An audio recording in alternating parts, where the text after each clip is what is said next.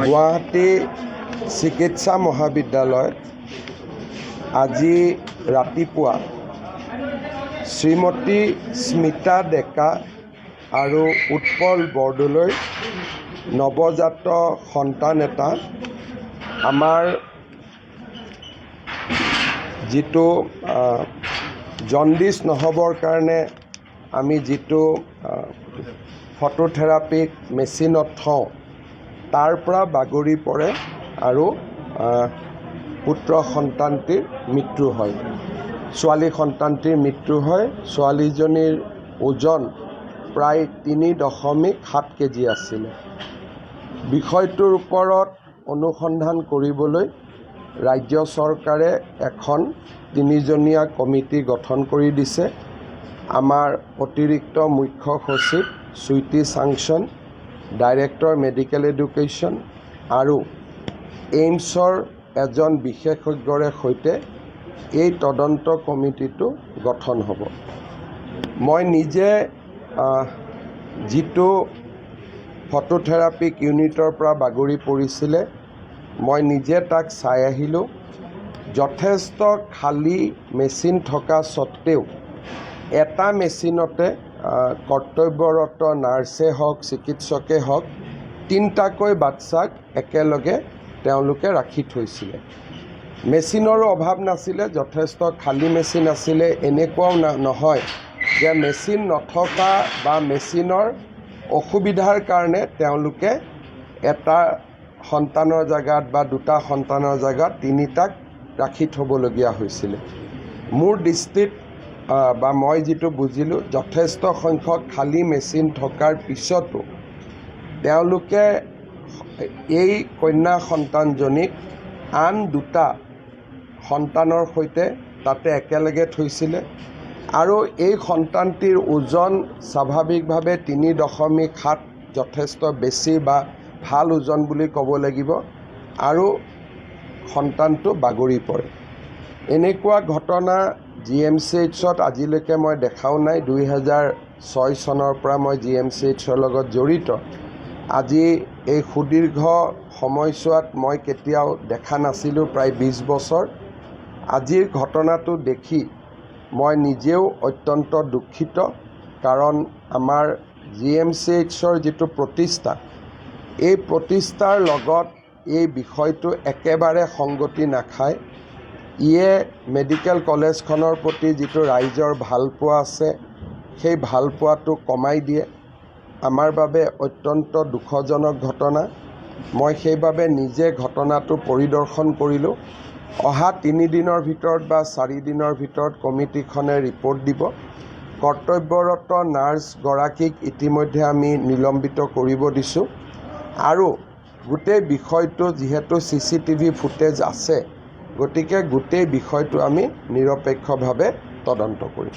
কথাটো তেনেকুৱা নহয়, ৰোগী কম আছিলে, মেচিন বেছি আছিলে আৰু GMCHত এতিয়া সুবিধা যথেষ্ট আছে আৰু এনেকুৱাও নহয় যে ৰোগী অসম্ভৱ আছে।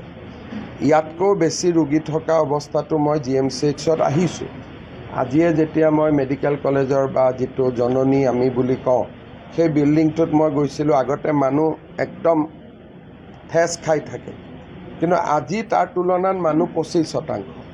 কাৰণ বিভিন্ন গাঁও, বিভিন্ন নগৰ, বিভিন্ন মেডিকেল কলেজ হোৱাৰ পিছত GMCHৰ ওপৰত হেঁচা বঢ়া নাই, হেঁচা কমিছে। আৰু মেডিকেল কলেজখনো চাৰিওফালে আৰম্ভ হোৱা, ৰাস্তাৰ সিফালেও বহুত ব্যৱস্থা গুচি গৈছে। গতিকে ক'ব গ'লে কালি যিটো বা আজি ৰাতিপুৱা যিটো ঘটনা, এইটো আমি পেচেণ্ট বেছি হৈছে বুলি আমি দায় সাৰিব পৰা ঘটনা নহয়। এইটো এটা মানৱীয় ভুল। ভুলটো ইচ্ছাকৃত নে অনিচ্ছাকৃত তাৰ তদন্ত কৰিব লাগিব, কিন্তু ভুলটোক আমি ভুল বুলি ক'ব লাগিব। তাক বেলেগ কথা কৈ ভুলটো নহয় বুলি কোৱাৰ চেষ্টা কৰাটো মই উচিত বুলি নাভাবোঁ। এইটো এটা ভুলো হৈছে আৰু অক্ষমনীয় অপৰাধো হৈছে। আৰু কথাটো শুনাৰ পৰাই ৰাতিপুৱাৰ পৰা মনটো বেয়া লাগি আছে, সেইকাৰণে মই নিজে গুচি আহিলোঁ। এইটো একেবাৰে উচিত নহয়। কন্যা সন্তানটিৰ পিতৃকো মই সাক্ষাৎ কৰিলোঁ আৰু তেওঁকো মই অহাকালি অফিচত মাতিছোঁ। তেওঁকো মই যেনেকৈ পাৰোঁ সান্তনা দিবৰ বাবে চেষ্টা কৰিম।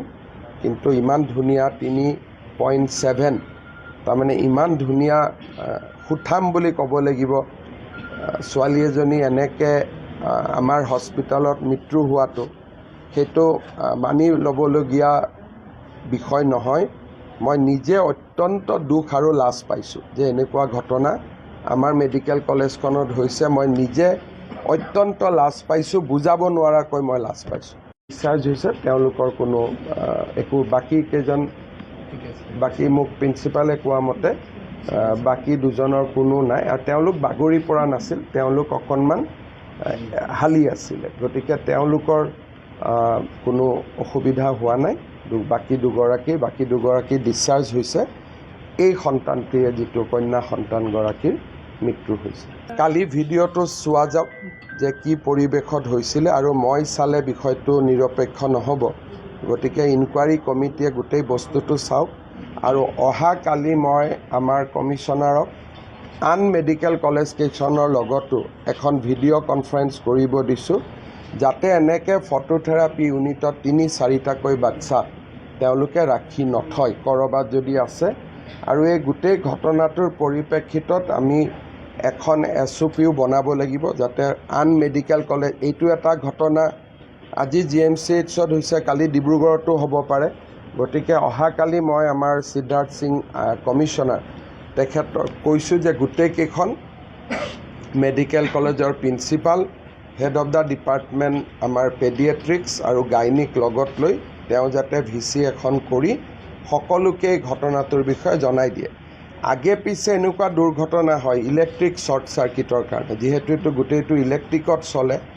ইলেক্ট্ৰিক শ্বৰ্ট চাৰ্কিট হোৱা মই আগত শুনিছোঁ, কিন্তু এনেকৈ